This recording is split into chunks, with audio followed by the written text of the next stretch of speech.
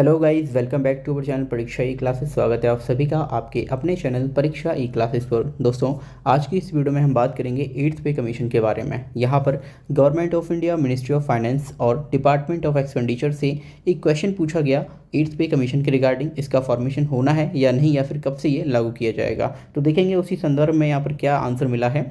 तो राज्यसभा में ये अनस्टार्ड क्वेश्चन के रूप में पूछा गया था, क्वेश्चन नंबर 870।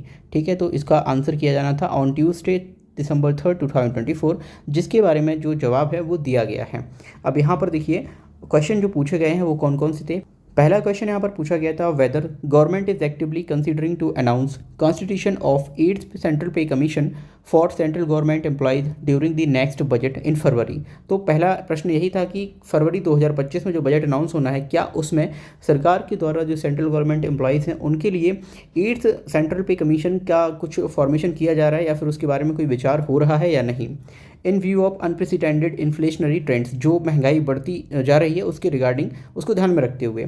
दूसरा यहाँ पर था, if show the details thereof and if not the reasons therefor. अगर कुछ उसके बारे में सोचा जा रहा है तो डिटेल्स दीजिए, और अगर नहीं सोच रहे हैं तो उसका रीजन क्या है ना सोचने का।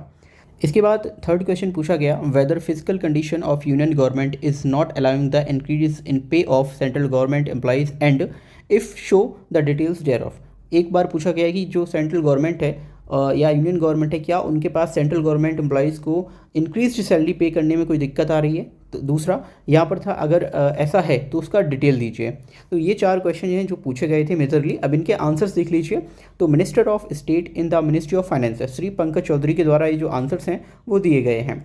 पहला और दूसरा जो पॉइंट था उसका आंसर है, no such proposal is under consideration with the government for constitution of 8th central pay commission for the central government employees at present. तो उन्होंने बताया कि वर्तमान में ऐसा कोई प्रपोजल नहीं है 8वें वेतन आयोग को लेकर। एंड सी एंड डी, यानी तीसरा और चौथा क्वेश्चन था, उसका आंसर दिया गया है डू नॉट अराइज, मतलब इसके बारे में कोई इन्होंने अभी जवाब नहीं दिया है। ठीक है, तो यहाँ पर जो गवर्नमेंट के द्वारा है सीधा सीधा जवाब दिया गया है कि जो 8वां वेतन आयोग है आपका, उसका फॉर्मेशन नहीं किया जा रहा है। ना ही इन्होंने ये बताया है कि इनके ऊपर कोई बजटरी इशू है, यानी कि जो इंक्रीज्ड सैलरी होगी वो पे करने में कोई इशू आ रहा है। ना ही इन्होंने ये बताया कि कौन कौन से रीज़न हैं। यहाँ पर उन्होंने कुछ भी क्लियर नहीं किया, सिर्फ सिंपल सा एक जवाब दिया है कि ऐसा कोई भी प्रपोजल है वो कंसिडरेशन में नहीं है फ़िलहाल के लिए। ठीक है, तो आप ये इस बात को समझ चुके होंगे कि 8th जो पे कमीशन है, जिसे आप सोच रहे थे कि लागू किया जाएगा 1 जनवरी 2026 से, ऐसा सब सुन रहे थे, तो वैसा अभी कोई प्रपोजल नहीं आया है। जब तक कि ये प्रपोजल नहीं आएगा या फिर फाइनली नहीं हो जाता है क्लियर, तब तक हम इस बात को मान के चलेंगे कि जो 8th पे कमीशन है अभी तक वो नहीं लागू होगा। 2026 तक, 1 जनवरी 2026 तक 8th पे कमीशन लागू नहीं होगा। आई होप आपको ये जो आंसर है ये समझ आया होगा। Thank you for watching this video. मिलते हैं अगली वीडियो में।